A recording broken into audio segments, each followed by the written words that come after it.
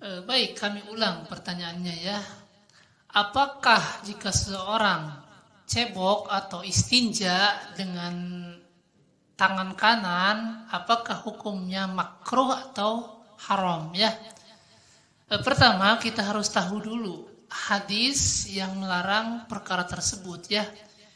Itu hadis diriwayatkan oleh Al-Imam Al-Bukhari dan Imam Muslim yang bersumber dari Abu Qatadah radhiyallahu anhu. Jadi kata Rasul sallallahu alaihi wasallam, "Idza bala ahadukum fala ya'khudanna dzakarahu bi yaminihi wa la yastanji bi yaminihi wa la yatanaffas fil ina."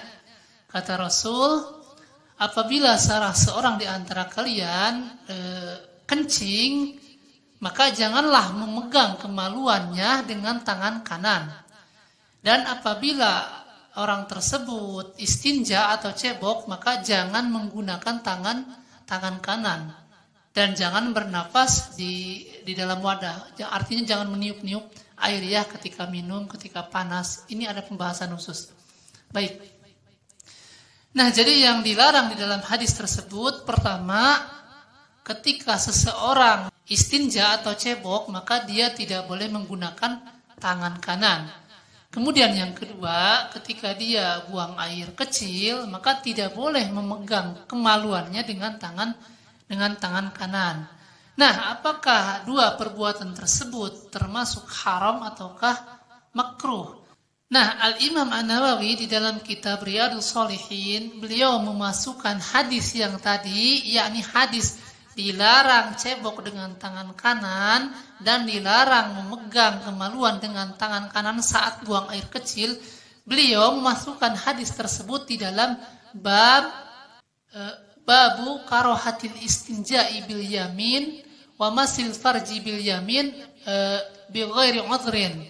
Jadi bab dimakruhkannya. Nah, ini jawabannya. Bab dimakruhkannya cebok dengan tangan kanan dan dimakruhkannya memegang kemaluan dengan tangan kanan saat buang air kecil bi ghairi udhrin, tanpa ada uzur.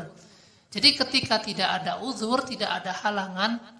Nah, jadi hukum yang tadi, hukumnya kata Imam An-Nawawi, hukumnya makruh bukan haram ya. Jadi jumhur ulama pun mengatakan memegang kemaluan dengan tangan kanan ketika buang air kecil, beristinja atau cebok dengan tangan kanan hukumnya makruh ya. Jumhur ulama mengatakan makruh. Memang ada sebagian yang mengatakan haram seperti Ibnu Hazm, kemudian Daud Al-Zahiri ya, ada sebagian yang mengatakan haram, tetapi jumhur mengatakan makruh ya. Tapi yang harus difahami oleh kaum muslimin, ketika ada perintah, baik itu perintah yang sunnah terlebih lagi wajib, maka kita berusaha semaksimal mungkin untuk melakukan perintah tersebut. Dan sebaliknya, ketika ada larangan, baik larangan itu sifatnya haram atau sifatnya makruh, maka kita berusaha semaksimal mungkin agar menghindari perbuatan tersebut. Nah, termasuk ini ketika Rasul melarang dalam hadis tidak boleh cebok dengan tangan kanan, tidak boleh memegang kemaluan dengan tangan kanan saat buang air kecil, maka kita berusaha untuk menjalankan perintah tersebut, yakni menghindari perbuatan tersebut ya. Sebab perkara makruh itu kan jika ditinggalkan mendapatkan pahala, jika dilaksanakan tidak mendapatkan apa-apa, jadi rugi ya. Maka kita berusaha untuk menjalankan sunnah-sunnah Rasul sallallahu alaihi wasallam. Nah, mungkin seperti itu.